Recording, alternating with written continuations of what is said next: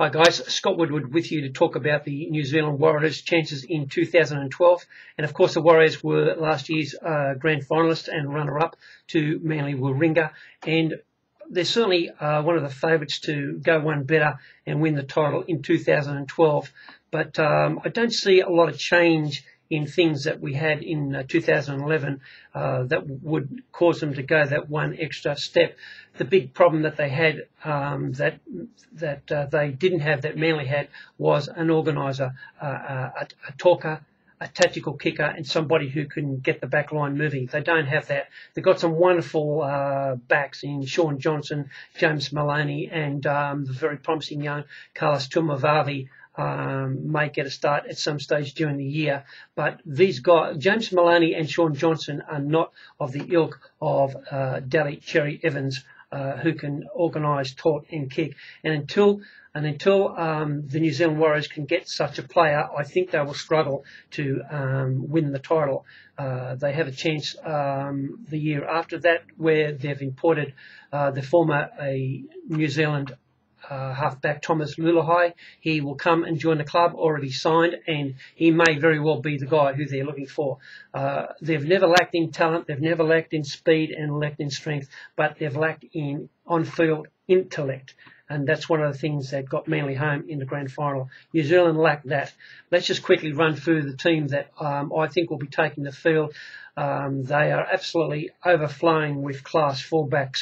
Kevin Locke is the incumbent New Zealand fullback, and you think he would be the likely fullback again, although I don't think he's any better than Glen Fisiiahi, who will probably be forced to play on the wing, a position where I don't think he defends very well. I think he's an out-and-out fullback, and I think that's going to be a headache for the incoming coach, Brian McClellan, who, let me say, from what I've seen, I haven't got a huge opinion of. Watching him coach the New Zealand national team and watching him coach in the UK, I have to say, I look at the teams that he coaches and I don't say, wow, this is a good coach. So I have a question mark on that. But having said that, I didn't have a huge rap on the outgoing coach. So I don't think he can do any worse than what they've had. So with Kevin Locke as the likely fullback, Glen Fisiiahi as the number 2 fullback, and will probably be forced onto the wing. They also have the brilliant young kid from the under-20s, Omar Slaimankhel, who could be anything, and he obviously is a try-scoring freak at fullback. So they have 3 world-beating fullbacks there, the Warriors, which is just most clubs would just die for. In the backs, they've also got Bill Tupou and Penehe. Ivan Penehe has also been showing some interesting things in the juniors, and he looks like he could be in contention for one of those wing positions as well. Along with Manu Vatuvei, he will obviously hold down the left wing position, and providing he's shaken off all of his injuries, he'll be the other winger. The centres, Jerome Ropati will be back, and he'll hold down that left centre spot. We would think, for the right centre spot, the incumbent is Kris, who actually got them into the grand final with that freakish try.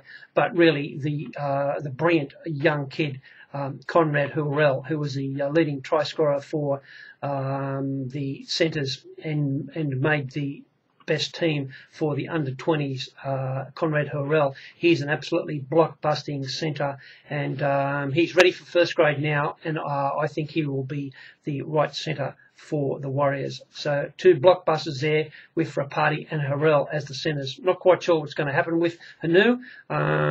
Will he be on the bench? Will he not make the spot? Will he be brushed? I don't know. He's certainly not someone who coaches get wrapped in with his slack attitude towards training, and he gives you the impression he's half asleep on the field. So interesting to see what's going to happen with Kris during the year. From the 6 and 7, the crucial 6 and 7 area where I think the Warriors have always had a problem. Going to be interested to see what the coach does. James Maloney, of course, is leaving the club and going to the Roosters at the end of 2012, and it'll be interesting if the coach decides to brush him or whether or not he'll keep him. He certainly has got plenty of depth in that position. Tuimavave has done a wonderful job for the under-20s, and he looks like he's ready for first grade grade, and I wouldn't be surprised to see him come in and grab that number 6 jersey at some stage during the year. Shaun Johnson, I think he's also a 5'8", a second receiver, but he's forced to play halfback because, quite frankly, they don't have any other halfbacks. But to me, he's not an organiser. Shaun Johnson is an out-and-out runner. He needs someone to get him and set him up and put him in a gap and just bust tackles and just sidestep people. That's what Shaun Johnson does, along the lines of Benji Marshall. That's what he does. I also think Shaun Johnson and also James Maloney would also be wonderful fullbacks, but surely they have got enough of fullbacks. Forwards is a monumental strength for the Warriors. They've always had incredible forwards, as you expect. They've got all of New Zealand to choose from, and we would think that probably Sam Rapira and Ben Matulino would be the 2 starting props. They would be my 2 starting props. There was no better forward for New Zealand Warriors last year than Matulino, and he went fabulous in the Four Nations. Sam Rapira, fit and well, is as good as any prop in the world.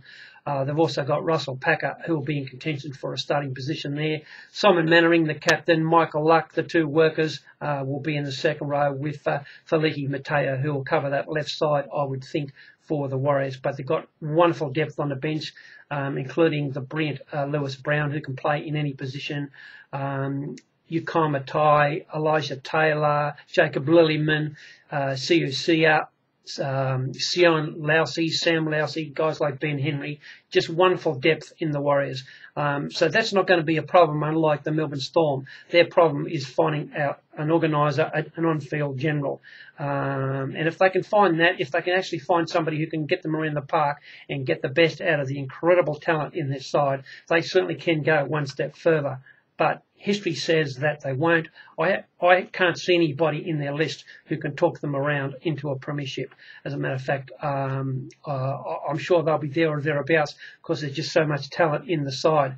But I want to have a look what the new coach is going to do with some of the players, some of the lists. I thought the outgoing coach made a lot of tactical errors last year. Interesting to see what McLennan does with his team this year.